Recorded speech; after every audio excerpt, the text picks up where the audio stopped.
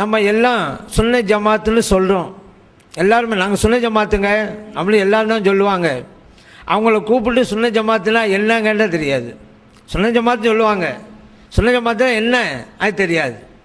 நபிகள் நாம் ஸல்லல்லாஹு அலைஹி வஸல்லம் அவர்கள் சொன்ன ஒரு ஹதீஸின் அடிப்படையிலே தான் சுன்ன ஜமாத்துன்னு இப்போ அந்த வார்த்தையை நம்ம பிரயோகிச்சுக்கிட்டு இருக்கிறோம். வெற்றி பெறுகின்ற கூட்டம் சுன்ன ஜமாத்து கூட்டம். கண்மணி நாயகம் ஸல்லல்லாஹு அலைஹி வஸல்லம் சொன்னாங்க, தஃப்தரிகு உம்மத்தி அலா ஸலாசின் வ ஸபஈன், என்னுடைய உம்மத்தினர்கள் 73 பிரிவினர்களாக பிரிவாங்க. குல்லுஹும் ஃபின்னார், எல்லோரும் நரகத்துக்கு தான் போவாங்க. இல்லாம் இல்லத்தன் வாஹிதா, ஒரே ஒரு கூட்டத்தை தவிர. அது எந்த கூட்டம் யா ரசூலல்லாஹ்? சஹாபா பெருமக்கள் கேட்டாங்க. கண்மணி நாயகம் ஸல்லல்லாஹு அலைஹி வஸல்லம் சொன்னாங்க, மா அன அலைஹி வா ஸஹாபி, என் தோழர்கள் எந்த பாதையில் செல்கிறார்களோ நான் எந்த பாதையில் செல்கிறேனோ இந்த இரண்டையும் எடுத்துக்கொண்டவர்கள் தான் வெற்றிக்குரியவர்கள் என்று நபிகள் நாம் ஸல்லல்லாஹு அலைஹி வஸல்லம் சொன்னாங்க. திருமீதியிலே பதிவு செய்யப்பட்ட ஹதீஸ். நான் செல்கிற பாதை என்று முதலாவதாக சொன்னாங்க. ரெண்டாவதாக என் தோழர்கள் செல்கிற பாதைன்னாங்க. நல்லா கவனிக்கணும்.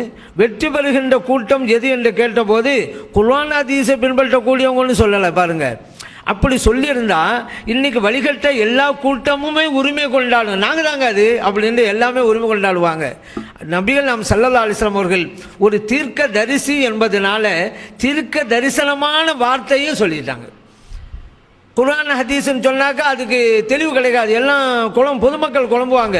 எனக்கு இவங்களும் குர்ஆன் ஹதீஸுங்கிறாங்க, இவங்களும் குர்ஆன் ஹதீஸுங்கிறாங்க, எதில் போய் சேர்றது? பொதுமக்கள் குழம்பி போவாங்க.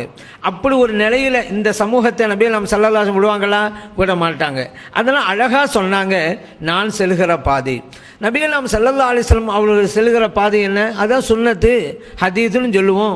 நபிகள் நாம் ஸல்லல்லாஹு அலைஹி வஸல்லம் அவர்கள் சொன்னது செய்தது அங்கீகாரம் வழங்கியது சுன்னத்துன்னு சொல்லலாம், ஹதீஸ்ன்னு சொல்லலாம். அதை தான் சுன்னத்துங்கிறோம்.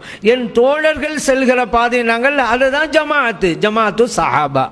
அப்போ சுன்ன ஜமாத்து அப்படிங்கிற வார்த்தை இந்த ஹதீஸின் அடிப்படையிலே தான் நம்ம யூஸ் பண்ணிக்கிட்டு இருக்கோம் அப்படிங்கிறத புரிஞ்சு கொள்ளணுங்க. சரி, சஹாபிகளை இன்னைக்கு பின்பற்ற மாட்டோங்கிறாங்கல்ல, அவங்களும் எளிதாக அடையாளம் கண்டுடலாமே. இந்த கூட்டம் தோல்வி அடைகிற கூட்டம், இந்த கூட்டம் மறுமையிலே வெற்றி அடையாது. தெளிவாக இருக்கிறதில்ல. ஏன் அவங்களும் தெளிவாக சொல்கிறாங்க, சஹாபிகளை பின்பற்ற மாட்டோம், முடிஞ்சு போச்சங்க.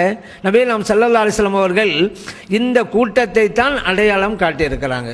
சரி, சஹாபிகளை பின்பற்றதுக்கு என்ன ஆதாரம் அப்படிலாம் அந்த கூட்டம் எல்லாம் கேட்கலாம்.